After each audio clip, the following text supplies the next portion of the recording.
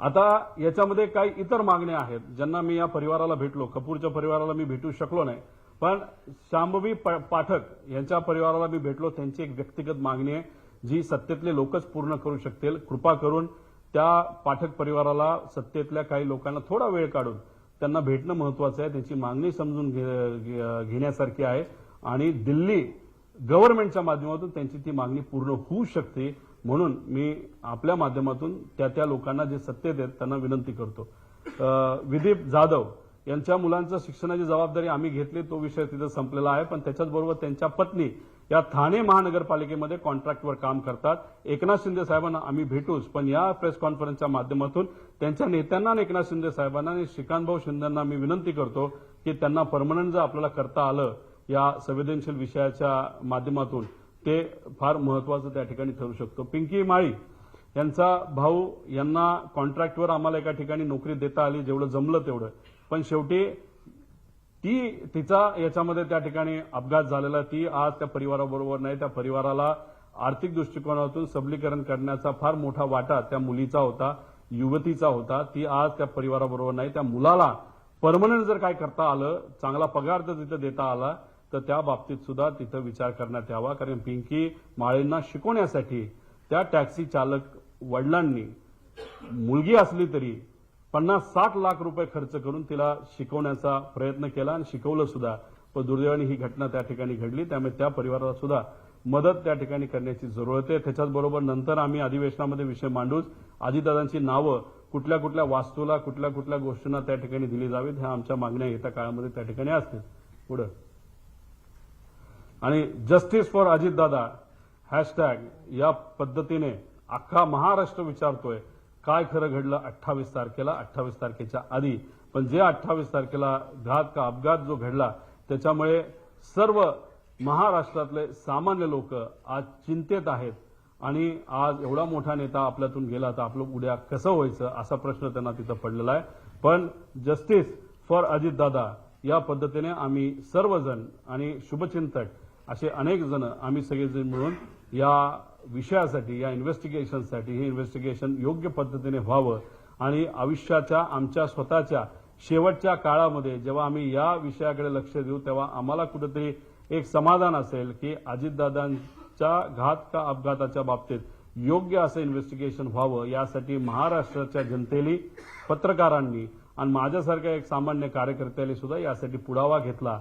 माणूस आपल्यात नसला तरी जस्टिस त्यांच्या त्या गोष्टीला मिळालं असं एक समाधान शेवटच्या आयुष्याच्या लेवलला हे आम्हा सगळ्यांना त्या ठिकाणी असावं, एवढीच आमची छोटीशी साधीशी इच्छा.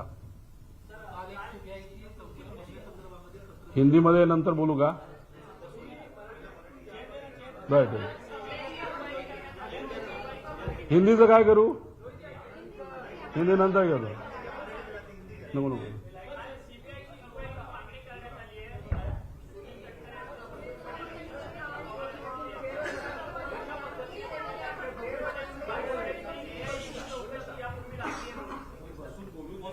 हे बघा,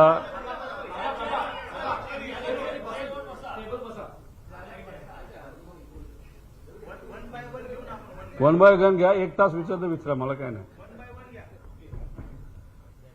हे बघा, काल सीबीआयला ही एन्क्वायरी दिली जावी अशी मागणी अजितदादांच्या पक्षाकडनं काकी असतील, पार्थ असेल आणि काही इतर नेते यांनी मिळून त्या ठिकाणी केली. चांगली गोष्ट आहे. मी त्यांचं पत्र बघितलं, मी जे मुद्दे मांडले ते त्या पत्रामध्ये दिसले. माझ्या मनात ज्या शंका आहेत त्या सुद्धा त्यांच्या मनामध्ये आहेत. ही एक महत्वाची गोष्ट आहे.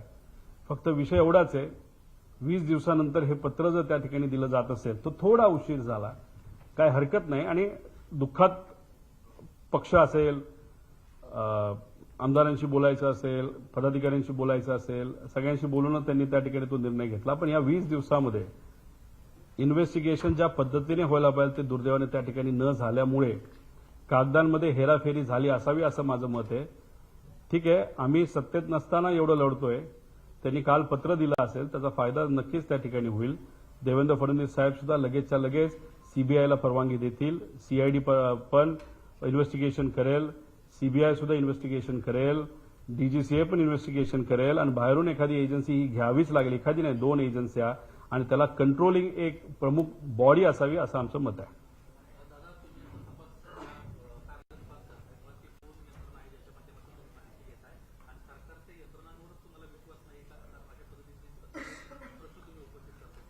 काल ज्या रिपोर्टचा तुम्ही उल्लेख मगाशी केला की तो डीजीसीएकडनं तिथं आला होता, त्याच्या मॉडेल, विमानाच्या मॉडेलमध्ये चूक झाली आहे, त्याच्याच बरोबर विमान रजिस्ट्रेशनमध्ये चूक झालेली आहे. मग त्या एजन्सीकडनं तपास हा योग्य पद्धतीने तो सुद्धा टेक्निकली होईल हे कसं आपण मानू शकतो. त्याच्याच बरोबर ज्या ज्या काही गोष्टी आता होत चाललेल्या आहेत, जसं मंत्री जे एव्हिएशनचे मंत्री आहेत त्यांचा नाही तर त्यांच्या पक्षाचं व्हीएसआर बरोबर मैत्रीचे संबंध त्या ठिकाणी आता तरी मैत्रीच त्या ठिकाणी वाटते. मग अशा पद्धतीने आपल्याला न्याय मिळणार आहे का इन्व्हेस्टिगेशन बद्दल.